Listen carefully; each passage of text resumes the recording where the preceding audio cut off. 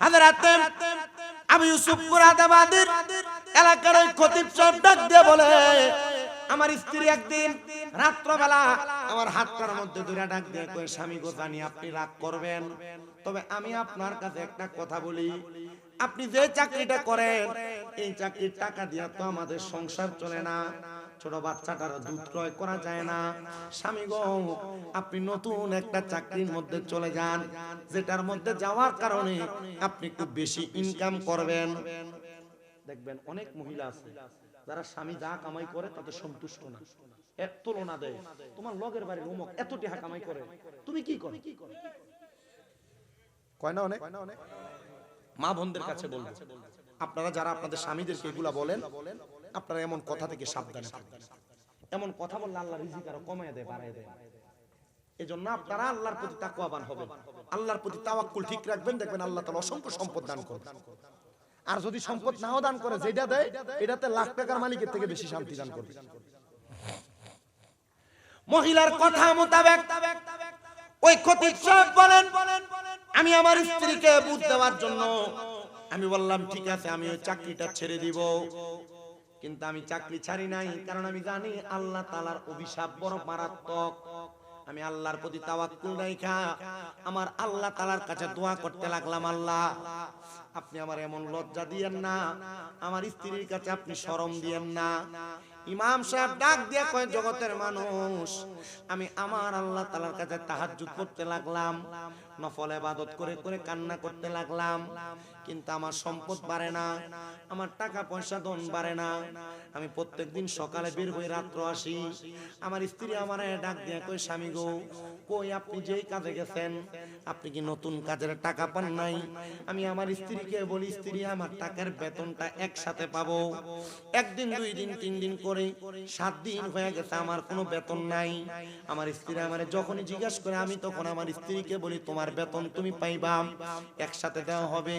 কিন্তু ইমাম সাহেব ডাক দিয়া কই, বৃহস্পতিবার আমি আমার ঘরের মধ্যে বসাম, আমি যখন আমার ঘরে আসলাম আমার স্ত্রী আমারে ডাক দিয়া কই, স্বামী প্রত্যেক বৃহস্পতিবারে কোনো কাজ কর্নেওয়ালা ব্যক্তি তাদের কাজের বেতন পাওয়া যায়, আপনি কি আপনার কাজের বেতন পান নাই? স্বামী ডাক দিয়া কই, স্ত্রী গো, আমি আমার কাজের বেতন কোথায় পাবো? আমি আপনাকে বলতেছি, আপনাকে আমি একটু পরে জবাব দেই। এই কথা বইলাম, আল্লাহ তাআলার ওই বান্দা বলেন, আমি 2 রাকাত নামাজে দাঁড়াইলাম, নামাজে দাঁড়ায় আল্লাহর কাছে চোখের পানিগুলা নিমিষে ছেড়ে দিলাম, আর আমি মনে মনে বলতে লাগলাম, আল্লাহ ও আল্লাহ, আমার স্ত্রী যে আমার কাছে বেতনের কথা বলে, আজকে তো আমার স্ত্রী আমাকে ছাড়বে না, আল্লাহ তুমি বলো, তোমার কাছে তো জবাবের কোনো অভাব নাই, আমি আমার স্ত্রীকে কি জবাব দিব? আল্লাহর পক্ষ থেকে ইলহাম আসছে হযরতের কাছে, ওনার বুকের মধ্যে ইলহাম, এ আল্লাহর বান্দা শোনো, তুমি বইলা দাও তোমার কাজের বেতন তুমি আগামী কালকে পাইবা। হুজুর বলেন, আমি নামাজ শেষ করলাম, নামাজের পরে আমি আমার স্ত্রীকে জবাব দিলাম, আমার কাজের বেতন আগামী কাল পাওয়া যাবে, কিন্তু কোথা থেকে বেতন আসবে আমি এটার কোনো গ্যারান্টি জানি না। আমি পরের দিন সকালবেলা চলে গেলাম মসজিদে, নামাজ আদায় করি, নামাজ আদায় করে আমি যখন বাড়িতে আসি, আসার সময় আমার কাঁধের মধ্যে একটা গাটুরি নিলাম, যে গাটুরির মধ্যে ভরা পাথর আর পাথর। আমি আমার বাড়িতে গেলাম, দেখি আমার বাড়িতে খাবারের বড় ইন্তজাম। আমি আমার স্ত্রীকে জিজ্ঞাসা করলাম, এই স্ত্রী গো, এত খাবার কোথা থেকে আসলো? বলে, স্বামী আপনি বেতন পাইছেন, আর আপনার বেতনের খাবার আমার ঘরে গুদামজাত করা অনেক খাবার, আপনি আমারে বললেন আমি কোথায় পাইলাম, আপনি আমার সাথে মস্কারি করেন, 10-12 বস্তা খাবার পাঠিয়ে দিলেন, আবার কাঁধের মধ্যে আরেকটা বস্তা দেখা যায়। হুজুর বলে, এটা বস্তা, তুমি কি জানো বস্তার মধ্যে কি? স্ত্রী বলে, অথবা এই বস্তার মধ্যে আপনার কোনো সম্পদ, কোনো টাকা পয়সা? উনি চিন্তা করেন, আরে বস্তার মধ্যে কোনো সম্পদ নাই, টাকা পয়সা নাই, আমি তো আমার স্ত্রীকে বুঝ দেওয়ার জন্য এটার মধ্যে পাথর কুড়ায় নিয়ে আসছি। উনি ডাক দিয়া বলেন, স্ত্রী রান্না বান্না করতেছো, সুন্দর খাবার রেডি করতেছো, তুমি বলো খাবার কোথায় পাইলা? তুমি না বলার আগ পর্যন্ত আমি খাবার মুখে দিতাম না। এ পর্দার অন্তরালের মা, আপনার স্বামী কামাই করে আপনারে খাওয়ায়, এ সন্তানেরা তোমার বাবা তোমারে কামাই করে খাওয়ায়, এ বাবারা আপনার সন্তান আপনারা কামাই করে খাওয়ায়, হালাল খাওয়ায় না হারাম হারাম খাওয়ায় একবারও যাচাই বাছাই করলেন না, মুখে লোকমাটা তোলার আগে একবারও চিন্তা করলেন না কি হালাল খাই না হারাম খাই। আপনি হারাম খাইয়া যদি কবরে যান এটার জন্য আপনাকেও জবাবদিহিতা করা লাগবে। এজন্য আপনারা বলেন আমরা যখন যেখানে যার ঘরে খাই না কেন হালাল হারাম যাচাই করার দরকার আছে না না? মহিলা যারা আপনার স্বামীর কাছে বারবার প্রতি মাসের বেতন পাওয়ার পর একটা নতুন থ্রি পিস, প্রতি মাসে বেতন পাওয়ার পর কোনো না কোনো বায়না দেখান, এই মহিলা তোমার জামাই তখন তার নিজের ইনকাম করা হালাল টাকা দিয়ে হয় না বিদায় তখন হারামের দিকে পাও বাড়ায়। ঠিক, তুমি এটার জন্য জবাব দেওয়া লাগবে। এজন্য ভালা বুড়া খাওয়ার জন্য হারাম পথে না যাইয়া কম ডাল ভাত খাওয়ার জন্য হালাল পথে 1 টাকা এটা স্বামী কামাই করে কিনা এটা যাচাই করো। তুমি 10 টাকার 10,000 টাকার শাড়ি কাপড় আর থ্রি পিস পরে শান্তি পাইবা না, কিন্তু 500 টাকার বাটিক কাপড় বললে দিয়ে শান্তি পাইবা। তবে লাগবো কি ইনকাম? আমরা দি কথা কন না, ইনকাম কি লাগবো? খতিবে মুকাররম ডাক দিয়া কই স্ত্রী এত খাবারের উৎস আমি না জানা পর্যন্ত খাবার আমি আমার মুখে তুলব না। স্ত্রী ডাক দিয়া বলতেছেন এ খাবার আপনি না আমার কাছে বাদশার বাড়ি থেকে লোক দিয়া পাঠাইছেন। বলে কি বলো? কোন বাদশা? বলে আবু ইউসুফ মুরাদাবাদী পাঠাইছে। বলে আবু ইউসুফ মুরাদাবাদী যদি পাঠাই, আবু ইউসুফ মুরাদাবাদীর কাছে যে খবর নেই কি লাগা পাঠাইলো, দৌড়ে গেছে আবু ইউসুফ মুরাদাবাদীর কাছে। এ আবু ইউসুফ মুরাদাবাদী 2 বস্তা চাল, 2 বস্তা ডাল, 2 বস্তা আটা, আবার 2 বস্তা এমন ভাবে 10টা বস্তা আপনি আমার বাড়িতে পাঠাইলেন কেন? কারণ কি? আবু ইউসুফ কয় আল্লাহর ভয়। কার ভয়? ইমাম সাহেব কয় আবু ইউসুফ মুরাদাবাদীর লগে আমার যোগাযোগ নাই, কথা নাই, বার্তা নাই, এ কয় আল্লাহরে ভয় করে আমার বাড়িতে 10 বস্তা খানা পাঠাইছে।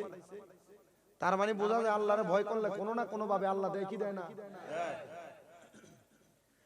আবু ইউসুফ মুরাদাবাদী আপনি জবাব দেন, আপনি কেন পাঠাইছেন? আবু ইউসুফ মুরাদাবাদী কয় জানো আমার পেটের মধ্যে এবং মাথার মধ্যে বড় ব্যথা ছিল, আমি নিয়ত করছিলাম আমার ব্যথাগুলা যদি বালা হইয়া যায় আমি আল্লাহর রাস্তায় আল্লাহর কোন নেক বান্দাকে 20 কেজি চাউল এবং 20 দিরহাম 5 কেজি চাউল এবং 20 দিরহাম তার হাদিয়া প্রদান করব। আমার অনেক ব্যথা হয়েছিল পেটে, কোন ডাক্তার কোন কবিরাজ আমি বাদ রাখি নাই। আমি সবার ওষুধ সেবন করার পর আমার এই ওষুধে কোনো কাজ করে নাই।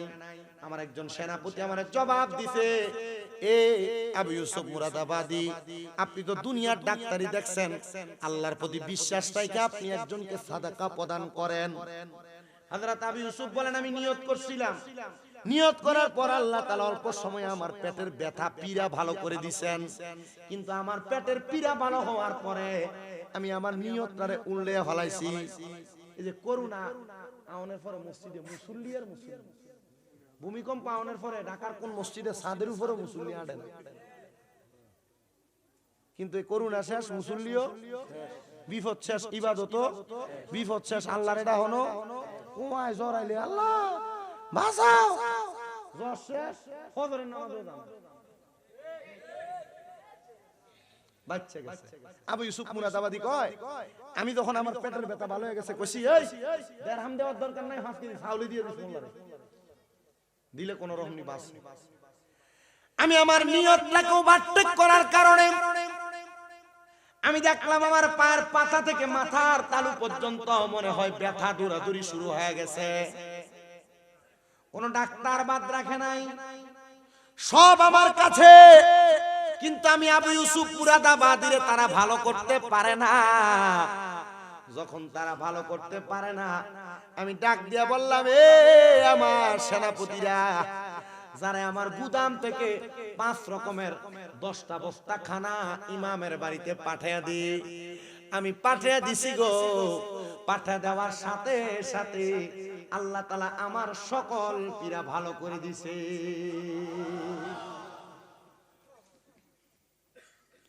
যখন ভালো হয়ে গেছে এগুলো আপনার বাড়িতে, উনি বলেন বুঝতে পারছি আমি যে আল্লাহ তাআলার কাছে এক সপ্তাহ কামছিলাম। ওই যে বউ কইছে কাম করো, কাম করছে না, কাম করছে কার? জোরে কয় না, কাম করছে কার? কাজ করছে আল্লাহর। আমি যে একটা সপ্তাহ পর্যন্ত আমি এমন একজন মনিবের গোলামি করছি, ওই মনিব আমার বাড়িতে খাবারগুলা বাসারে দিয়া পাঠাইছে। এটার নাম ওয়াবতাগু ইলাইহিল ওয়াসিলা। এটার নাম কি? ওসিলা। আল্লাহ তাআলা এই বাসার উসিলায় আর আমার ইবাদতের উসিলায় আমারে খাবার দিয়া দিছে রে। এই খাবার দিয়া আমার পুরা সংসার 4-5 মাস চলে যাবে, আমার আর খাবারের চিন্তা করা লাগবে না। এবার আপনারা বলেন, এক আল্লাহর প্রতি বিশ্বাস আর তাওয়াক্কুল রাখলে আমরার খাবার আর রিজিকের ব্যবস্থা করে দেয় একজন, তিনি কি? উনি বাড়িতে চলে গেলেন। স্ত্রী ডাক দিয়ে কয়, স্বামী সন্ধান পাইছেন? বলে হ্যাঁ পাইছি। আচ্ছা তো খাবার খান, খানা খাওয়ান। খাওয়ার পর স্বামী ওই আরেকটা বস্তা কান্দে করে আনছিলেন, এটা একটু খুইলা দেন। এটা কি আছে কি দেখি, কারণ জানছেন শব্দ খানা, এটার ভিতরে নির্ধার হামডি আছে, কামের বেতন দাম মুন্ডা। ইমাম চিন্তা করে, আরে আমি তো ফাত্তর ফুরে আনছি, বউরে বুঝ দিতাম, কিন্তু আল্লাহ তো আগেই বুঝ দিয়া লাইছে। এখন যদি স্ত্রী এটা খুলে আর যদি দেয় ফাত্তর, আল্লাহর কাছে এই বউর কাছে কি জবাব দিবে? স্বামী ডাক দিয়া কয়, আমার স্ত্রী শোনো, আমার একটু সময় দাও, আমি 2 রাকাত নামাজ পড়ি। কয় রাকাত? 2 রাকাত। 2 রাকাত নামাজ কেমনে সম্পদকে এত বেশি বানায়া দেখতে শুনি। উনি বলে, আমি 2 রাকাত নামাজের নিয়ত করলাম। নামাজটার নাম সালাতুল হাজত। সালাতুল হাজত। বিদেশ যাইতেন পারেন না, টেহা পয়সা নাই, রোগ মাফ হয় না, কত কাম করেন, কামই হয় না, ব্যবসা দেন, বরকত হয় না। কোন হাজত, সন্তান পড়ালেখা করে, ইতালি ফাটাইবেন, অমুক দেশ ফাটাইবেন, কাজ হইতেছে না, সালাতুল হাজতের নামাজের নিয়ত করবেন। 2 রাকাত করে 4 রাকাত করবেন। প্রথম রাকাতে সূরা ফাতিহা, একটা সূরা মিলাইবেন। দ্বিতীয় রাকাতে সূরা ফাতিহা, সূরা ইখলাস 3 বার পড়বেন, পরে রুকু দিবেন, সিজদা দিবেন, সুবহানা রাব্বিয়াল আলা 3 বার পড়া বাংলাতে যে হাজতটা আছে, সমস্যাটা আছে, এটা সিজদার ভিতরে কইবেন। আল্লাহর নবী রাহমাতুল লিল আলামিন নবীজির প্রখ্যাত মুসলিহ সলিহিন বান্দা, আবেদ বান্দারা বলে, এই সালাতুল হাজতের নামাজের ওসিলায় আল্লাহ তাআলা বান্দার অসংখ্য হাজত পূরণ করে দেয়। সেম নিয়মে 4 রাকাত নামাজ। আমি আমার সব মাহফিলে তাহাজ্জুদ এবং সালাতুল হাজত, বিভিন্ন নফল নামাজের কথা কই। আর এডির কারণে বহু মহিলা, বহু পুরুষ মানুষ ফল পায় বিদায় অতলা অতলা অতলা অতলা করে খানা, অতলা অতলা করে টেহা, আঁশ, মুরকা একলগে 10টা ডাব গাড়ির পিছনে ফুরাই দিয়া বাইতে খায়। এক বেটির বাড়ি গাইবান্ধা, বেটির নাতিন মইরা যা, হুজুর পিতৃতে পাথর। ওই তাহাজ্জুদ আমাদের ওয়াজ করছি, বেটি শুনছে, বেটি নাতিনরে কইছে 3 মাস তাহাজ্জুদ পড়, দেখবি তোর পাথর ভালো হয়ে যাবে। ডাক্তার দেখাইছে, পরীক্ষা কইরা কয় হুজুর পাথরই তো নাই। বেটি ফোন দিয়া প্রতি মাসে মাসে 5000 কইরা ভাড়া। চিন্তা করলাম চাকরি না করলেও চলবে। হজে যাইতেছে, এই মন শাসন ভাই, হজে যাবে মন শাসন। 2 ফোলা মারা গেছে। ও বাবা, আপনার ওয়াজ শোনার পর থেকে তাহাজ্জুদ কাজা নাই, 5 ওয়াক্ত না, তাহাজ্জুদ নামাজ কাজা নাই। যাওয়ার আগে বাইত নিয়ে হাদিয়া খানা, এই এলাকাত মনে ড্রাগন ফলের বাগান নাকি তৈছে, হেনতা এডি লয়ে গেছে, কমলা হইছে, এডি লয়ে গেছে, নিয়ে কইছে আউনের পর আরো দেন। আমার এক ওস্তাদ শুধু আমারে বলছিল, তাহাজ্জুদ গুজারি হও, দুরূদ শরীফের প্রতি আকৃষ্ট হও, সম্পদের পিছনে তুমি দৌড়ান লাগবে না, টেহা লয়ে মানুষ তোমার পিছনে দৌড়ে যাবে।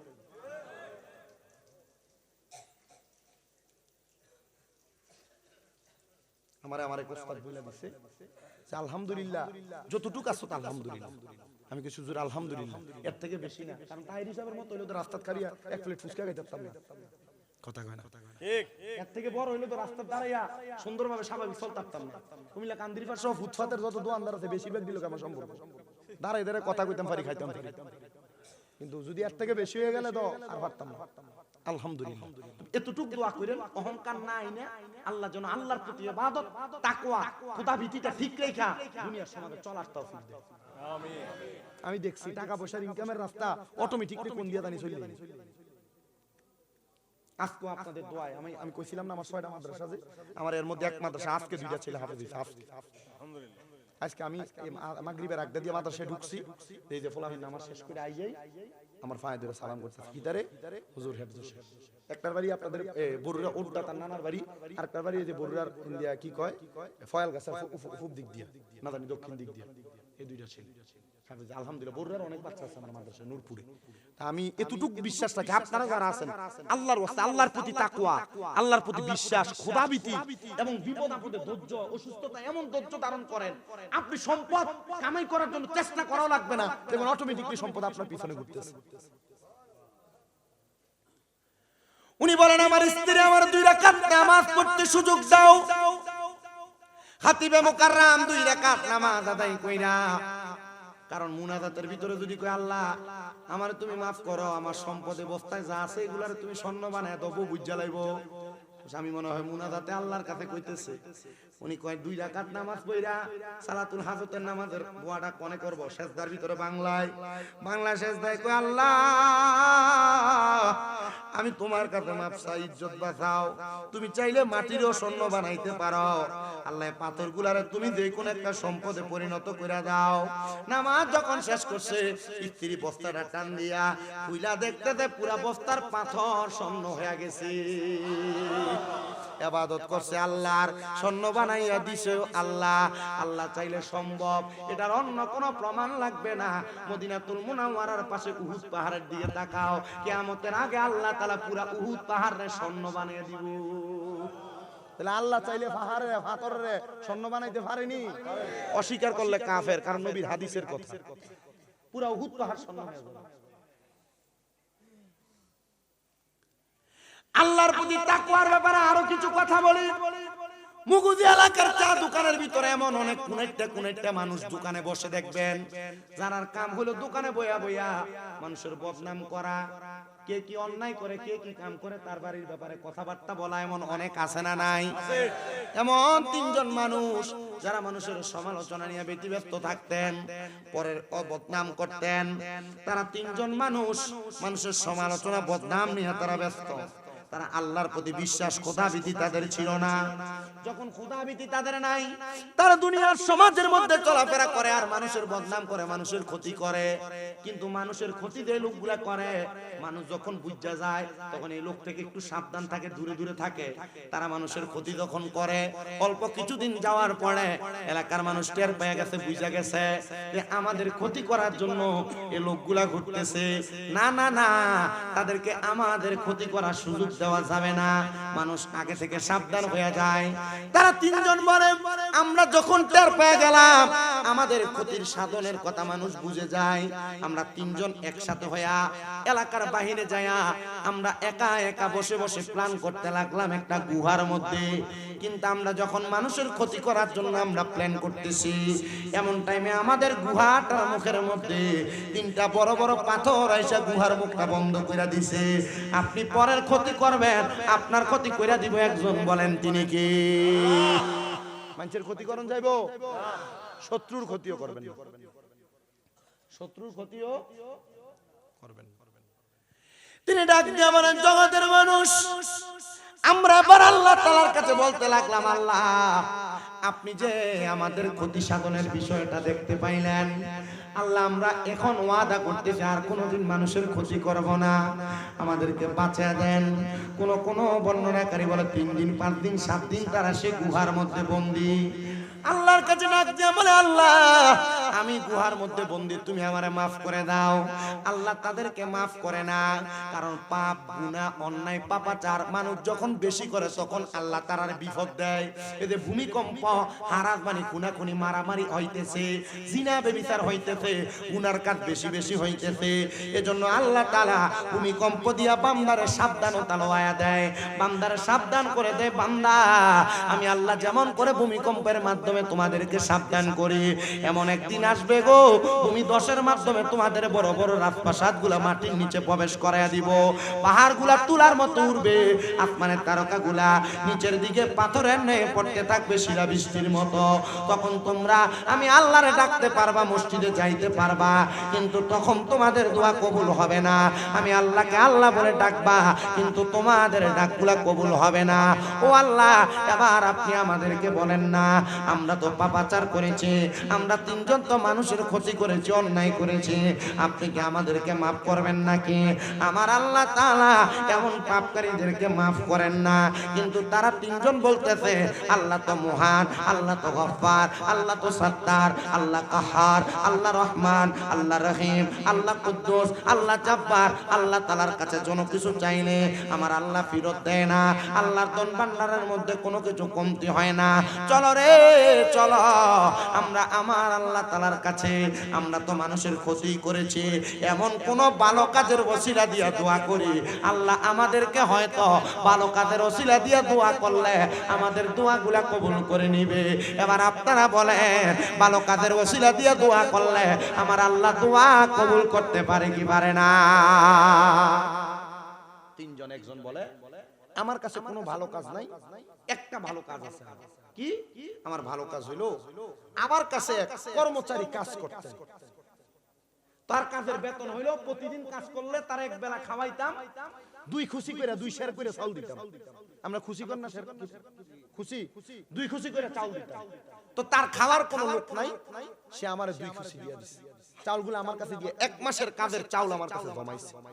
কিন্তু সে আমার বাড়ি থেকে যাওয়ার সময় কইছে, বাচ্চা এটা আপনার কাছে আমি আমানত রাখলাম, ভূমিকম্প কি লেগে আইয়ে শুনেন, আমানত রাখলাম, আমি আপনার কাছ থেকে ফেরত নিব।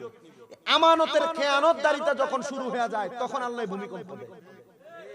আমানতের বহুত মসজিদের সেক্রেটারি আর কেশিয়ার মসজিদের দিয়া দিয়া বাজার কইরা কইরা খায়।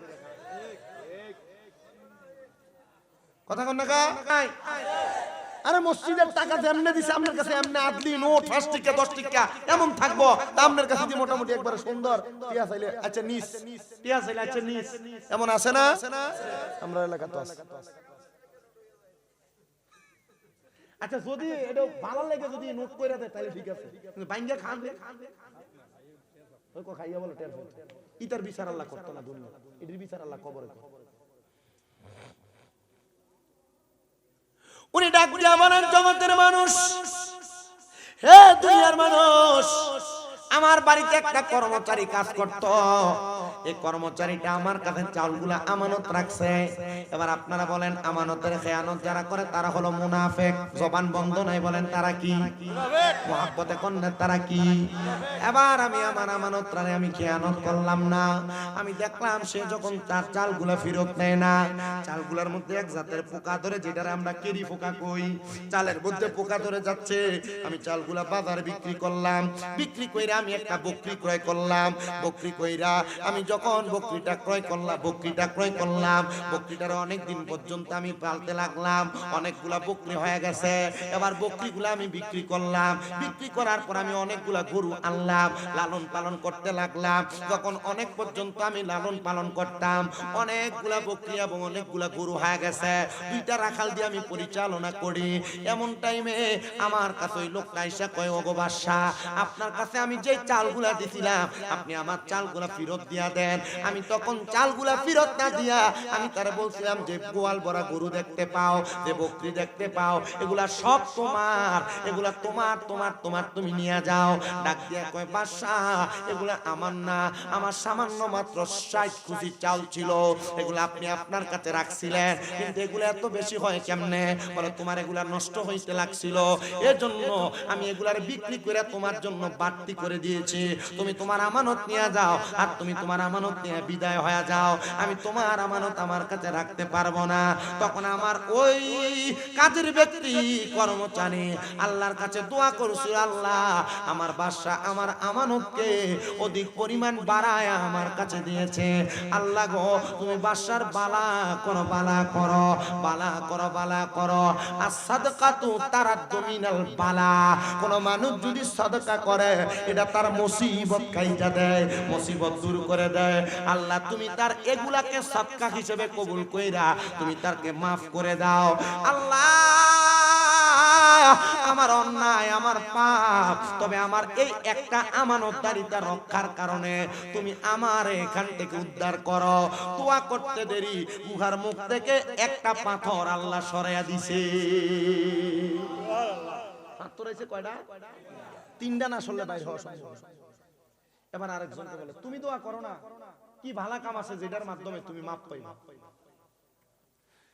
তিনি বলতেছেন আমার অন্য কোনো কাজ নাই, আমি জিনা থেকে বেঁচেছিলাম। এ বাবা, যাদের ঘরে স্ত্রী আছে তবু আপনার পরকীয়ার সম্পর্ক, এ পর্দার অন্তরালের মা আপনাদের যাদের স্বামী আছে থাকার পর আপনার পরপুরুষের সাথে সম্পর্ক, আমি আপনাদেরকে বলি এই জিনা ব্যভিচার যখন বেড়ে যায় এটার কারণে সমাজের মধ্যে নতুন নতুন রোগ আসে, নতুন নতুন ভূমিকম্প আসে। আল্লাহ তাআলা দুনিয়াকে সাবধান করায়া দেয়। এজন্য জিনা ব্যভিচার থেকে বাইরে থাকবেন। আপনি মনে করতেছেন কোন নারীর সাথে অবৈধ সম্পর্ক এটাই জিনা, আপনি মনে করতেছেন কোন পুরুষের সঙ্গে অবৈধ সম্পর্ক এটাই জিনা, না। জিনা শুধু এটাই না, কোন নারীর দিকে আপনার চোখ দিয়া অবৈধভাবে অথবা বৈধভাবে কোন নারী আপনার গায়রে মাহরাম তার দিকে আপনার চোখ দিয়া তাকাইলে জিনা। চোখ দিয়া চাইলে আপনার ভাবি হইলে জিনা হইতো না, মনে হয় না? খালতো বোন মামতো বোন হইলে জিনা হইতো না? ওয়াজ বুঝনের দায়িত্ব আপনারা, করণের দায়িত্ব আমার। বুঝবেন কি বুঝবেন না এটা গত বছর কিন্তু এই ওয়াজের একটা ধারা আমি করছিলাম, পর্দার মহিলারা। তাইলে ফরনারীর দিকে চোখ দিয়ে চাইলে কি হয়? গুনাহ না, কো জিনা হয়। গুনাহ হইলে মাফ আছে, জিনা হইলে মাফ নাই। কোন পরনারীর সাথে জবান দ্বারা কথা বলা জিনা, জবানের জিনা। কোন নারীর গলার আওয়াজ, গানের আওয়াজ, মুখের কথার আওয়াজ কান দিয়া শোনা, কানের জিনা। গান হননি ফলাই, কানের জিনা। কোন নারীর সঙ্গে দেখা করার জন্য পাও দিয়া হাইটা হাইটা যাওয়া, পায়ের জিনা।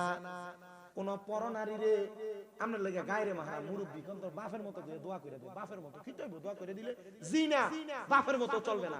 জিনা যেটা এটা জিনা। কোন পরনারী গায়রে মাহরাম মহিলারে নিজের হাত দ্বারা স্পর্শ করা, হাতের জিনা।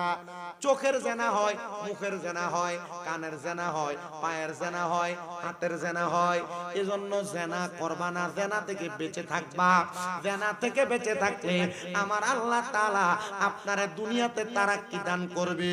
যখন জিনা ব্যভিচার বেড়ে যাবে সমাজের মধ্যে বিভ্রান্ত হবে, মারামারি হবে, কাটাকাটি হবে, সমাজের মধ্যে ভূমিকম্পের মতো ভূমিধস হবে, মানুষের সম্পদ ধন সম্পদ কইমা যাবে। এবার উনি ডাক দিয়ে বলে আমি আমারে জিনা থেকে বাঁচায়া রাখছি। বলে কেমনে বাঁচায়া রাখছেন? ডাক দিয়া কই জগতের মানুষ, আমার একটা চাচাতো বোন বড় সুন্দর, তার চেহারাটা বড় মায়াবী। আমি তারে যখনই দেখতাম আমার মনের মধ্যে টেনশন লাগতো। তারে যদি পাইতাম আমি তার দেহটাকে বুক বিলাস করতাম।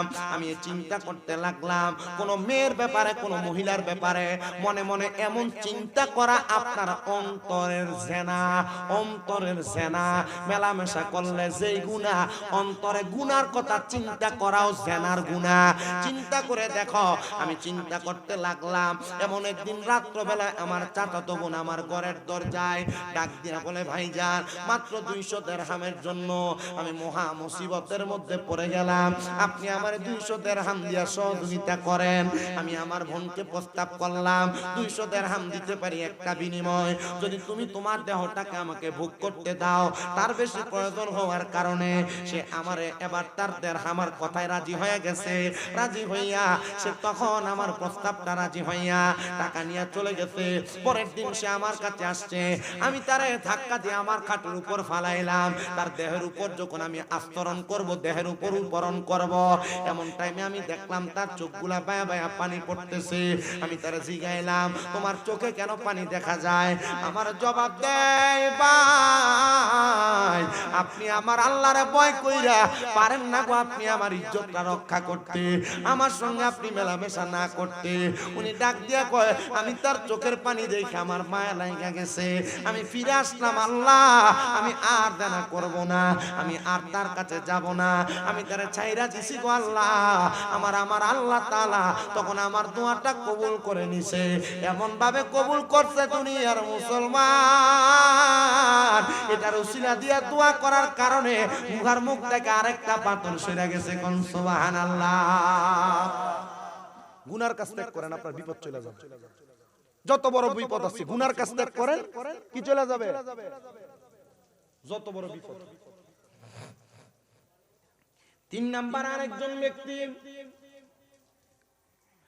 তুমি দোয়া করো তোমার এমন কোন নেক কাজ আছে যেটার উসিলা দিয়া দোয়া করলে আল্লাহ তাআলা maaf করে দিবে, এখান থেকে উদ্ধার করে দিবে। তিনি ডাক দিয়া কয় আমার আর কোনো ভালো কাজ নাই, একটা ভালো কাজ আছে। বলে কোন ভালো কাজ? বলে আমার ভালো কাজটা হইল আমি দুনিয়াতে চলাফেরা করা অবস্থায় আমার সম্পদ কম, টাকা কম, ইনকাম কম, আমি 2টা উটনি পালন করতাম যেটার দুধ দহন করে বাজারে বিক্রি করতাম, আমরাও খাইতাম। আমার ওই উটনিগুলারে দহন কইরাম, যখন আমি দুধগুলো একটা পাত্রতে নিতাম, আগে আমি আমার আম্মারে খাওয়াইতাম, তারপর আমার একটা ছোট বাচ্চা তারে পান করাইতাম, তারপর আমি আমার স্ত্রীরে পান করে আমি পান করতাম।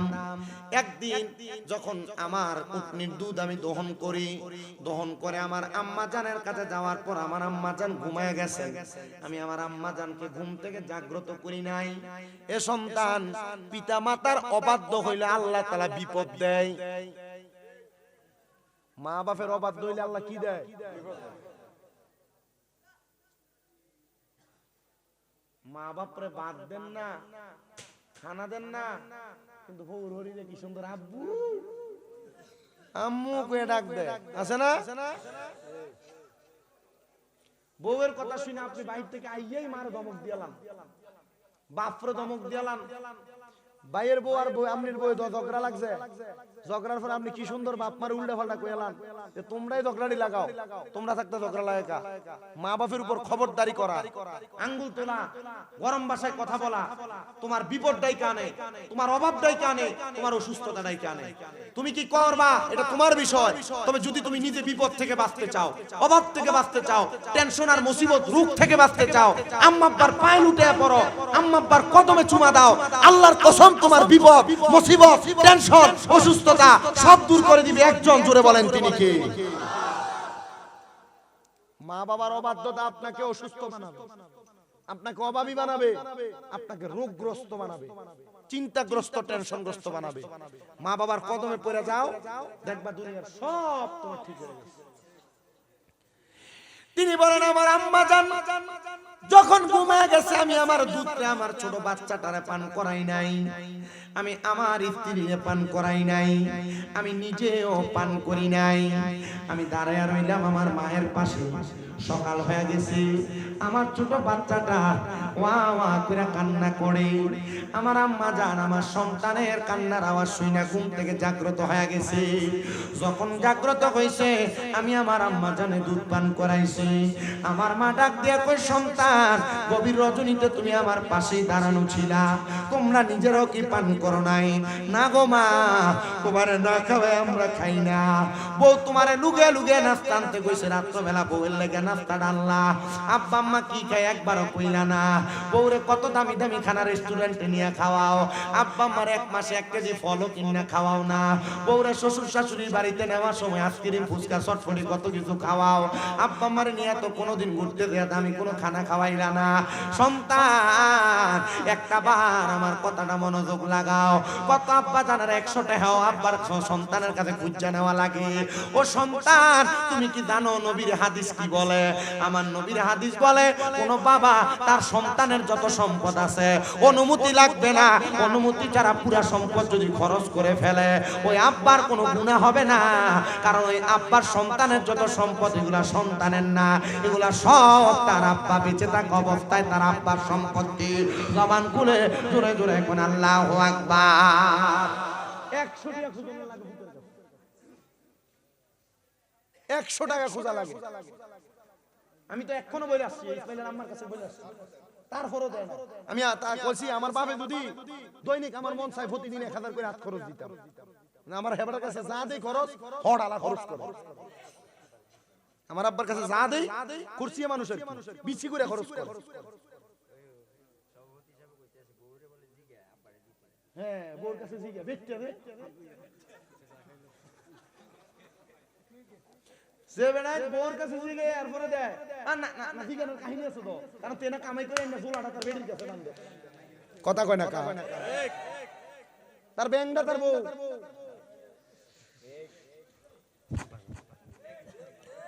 আরে আছে না নাই? তবে দুনিয়াতে এমন কিছু কিঞ্চিত ঘটনা ঘটছে যে ঘটনাগুলো খুব বেইনসাফি ঘটনা। সন্তান কামাই কইরা তার বাপের কাছে তার বিদেশের সব টিয়া বাড়াইছে, ছুডু ভাই মেজো ভাই সবাই এই ফুটের টিয়া কামাই দিয়া বিলিং করে দিছে, কিন্তু ফলা বিদেশ থেকে আইয়া কিছু পাইছে না।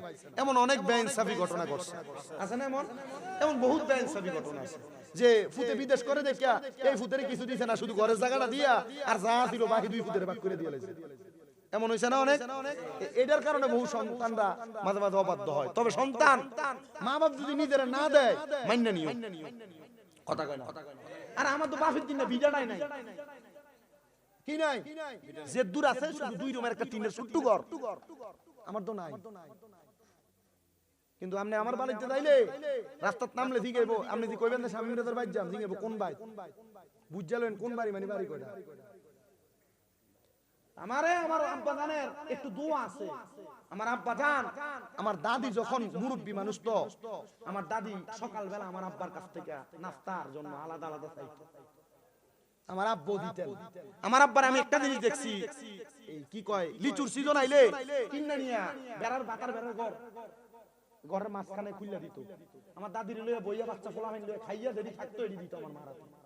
তরমুজ নিয়ে আইলে ভাঙ্গা ঘরের মধ্যে খাইতো, এরপরে যেটা থাকতো এটা দিত। যে কোনো খানা না ভাঙ্গা খাইতো, মার লইয়া বইয়া এরপরে যা আইতো তা করে দিত। আমি বুঝছি যে না, আমারে আল্লাহ দিছে মনে হয় আমার বাপের এমন কোন ভালো কামের কারণে। আপনি বুঝতেছেন না মনে হয়? আপনি সন্তানকে আল্লাহ দিবে আপনার বাবার, আপনার সন্তানকে দিবে আপনার কোন নেক কাজের কারণে। আপনি শুধু দোয়া করে দিয়া যান। বহুত পোলাপান তারা মা বাপরে হজে ফাড়ায় না এখনো। তো এই যে ইসমাইলের দুলাভাইটা নিলে চোখের পানি টলটলাইতেছে, হুজুর আমার আব্বা কাজটা শেষ করে সরকারি চাকরি থেকে রিটায়ার্ডে আইছে, মনে করছি বাপ মার হজে ফাড়াম, হুজুর ফারছি না, সবটা পূরণ হইছে না। হুজুর আমি আমার মাটার হজে ফাড়ামু চিন্তা করছি। আপনি বাপে হজ করব, সম্পদ বেচ চালাইবো, এর লাগি বাপের হজে ফাটান না। আরে বেটা তুমি চালাক না। তুমি যদি চালাক হইতা, তোমার অল্প সম্পদ থাকলো এক কোণা দিয়ে বেচো তাড়াতাড়ি, বেচা আব্বা আম্মার কোজান হজে যায় ঘুরে আইয়েন। আরে মিয়া, তোমার যে সম্পদ বেচা আব্বা আম্মা হজে যাইবো, ওই কাবা ঘরের কাছে দিয়ে গিলাপটা ধরে সৌর পানি দিয়ে ফালাইবো, যা বেচছে তার 10 গুণ আল্লাহ দিতে কি দেরি হইব নাকি? চালাকি বুঝো না তো তোমরা। চালাকি বুঝলে বাপ মার আগে হতে পাঠাইতো। আমার আম্মা অসুস্থ, আমি কইছি আমার আম্মারে আপনি সুস্থ হন, আমি আমনে আমার ছোট ভাই সহ আমার বাপ সহ এক লগে যামু, লাখ 20 লাখ টাকা শেষ করে মু, অসুবিধা নাই। মক্কা মদিনা যায় আমার আব্বা আম্মারে খুশি করলে বাপ মা মক্কার গদ্দরে দোয়া করব, 20 লাখ 20 কোটির মালিক হইতে কি 1 বছর লাগবে নি মিয়া? আব্বা আম্মা খুশি, দুনিয়া খুশি। আমি এতটুকু বলছি, হুজুর ইমাম সাহেব মোল্লা মুন্সি মৌলভী খুশি করবা, আগে ঘরে বাপ মারে খুশি করো, আগে বাপ মারে খুশি করো, এরপরে তুমি দুনিয়া খুশি করো। আর বাপ মারে খুশি না করলে আল্লাহই তো খুশি হবে। তো তুমি কারে খুশি করতে ঘুরো? হরির আব্বা আম্মাটা হও, আর বাপ মা কান্দে করে কাম নাই। মাহফিল থেকে গেলে আব্বা আম্মার কাছে দেয়া, মাহফিল আওয়ানোর সময় আম্মা দরজার কাছে দাঁড়ায় থাকে, কি লাগা এলএম দিয়া। আমি দ্বিতীয় বর্ষ কুমিল্লা আলিয়া, এলএম কি বেশি হইছে? আমরা এলাকার মসজিদের ইমাম সাহেব আমার থেকে ভালো বোঝা, ভালো প্রত্যেকদিন মাহফিল করতেছি না, একমাত্র আম্মা আব্বার দোয়ার বরকত। আমার ওয়াজ সব ঠিক আছে, লাস্ট এই ওয়াজটা কামে লাগাই। আমার সব মাহফিলে 5 মিনিট 10 মিনিট কইরা মা বাবার খেদমতের কিছু কথা থাকে, আর এই কথাগুলোর কারণে বহু পোলাপান হেদায়েত হইছে বিদায় পিছনে পিছনে ঘুরে ওয়াজ মাহফিলে যায়, জুমায় যায়। আপনারা বলেন তো, এই মুগুজি এলাকার প্রত্যেকটা সন্তান যদি মা বাবার প্রতি অনুগত হয়, আল্লাহ তাআলা চাইলে এই সন্তানের তকদির পরিবর্তন কইরা এই সন্তানকে টাকাওয়ালা, পয়সাওয়ালা, সম্পদ বানানোর ক্ষমতা ওই আল্লাহর আছে না নাই? আছে। মাহফিল সফল হবে তখন, কালকে যদি শুনেন যে হ্যাঁ শামীম রাজার কথা শুনছে, আমার ফুতে হেদায়েত হইছে, আমার ফুতে আমার পায়ে ধরে বাইতে মাফ চাইছে, এই মাহফিল সার্থক। 81 তম মাহফিল সার্থক হয়ে যাবে। মাফ চাইতে শরম লাগে? শরম লাগে? আমি ঠোঁট দিয়া বাপের পায়ে চুমা দিছি, আমি ঠোঁট দিয়ে আমার মায়ের পায়ে চুমা দিছি। এই যে অসুস্থ হয়ে পড়ে ছিল, চুমা দিছি পাও দিয়ে, এই ঠোঁট দিয়া। আর মিয়া বিছানায় পড়ে রইছে, উঠতে পারে না, প্রস্রাব পায়খানা করে আলগি দিয়ে ওঠানো লাগছে আমার আম্মা। যেদিন প্রথম আলগি দিছে, আমার মার চোখে দিয়া পানি পড়ে। আমার মা কইতাছে, তোরা আমার লাগে কত কষ্ট করতেছ। আমি তো চিন্তা করছি 10 মাস যে ফেডে রাখছে, কষ্ট হইছে না? প্রথম 2 মাস তো উঠটা বসতেই পারে নাই, মার বিছানার পাশে টাইসে ঘুমাইয়াছিলাম। প্রস্রাব পায়খানা নিজে সাফ করছি, লড়ছি না, কোন সময় ডাক দেয়, ফজরের আগ পর্যন্ত ঘুমাইছি না, তখন দেখছি এবিডি ঘুমাইছে, তখন ঘুমাইছি।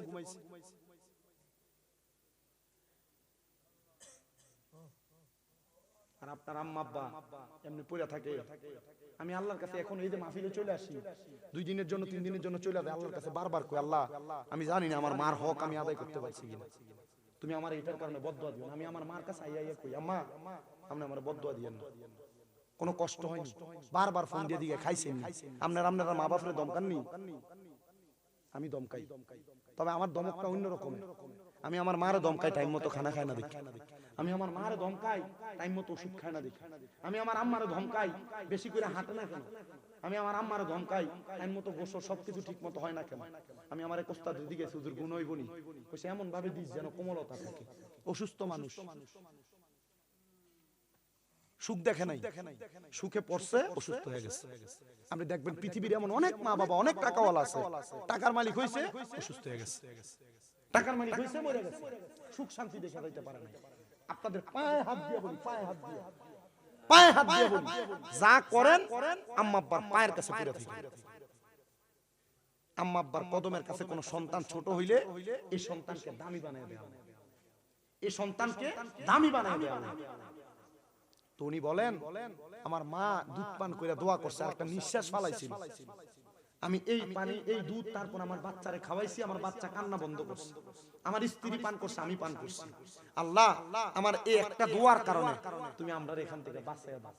আল্লাহ তাআলা এমন ভাবে দোয়া কবুল করছে, পাথর সরাই দিয়েছে। 3 জন ওই গুহার মুখে সেজদা দিয়ে আল্লাহর কাছে কাঁদছে, আল্লাহ যদি তুমি 3টা মালাকাদের কারণে আমাদেরকে গুহার মৃত্যুর মুখ থেকে বাঁচাইতে পারো, আল্লাহ আমাদের বিশ্বাস আমাদের সারাটা জীবন যদি ভালো ভালো কাজ থাকে আল্লাহ তুমি আমাদের maaf করে দিবা।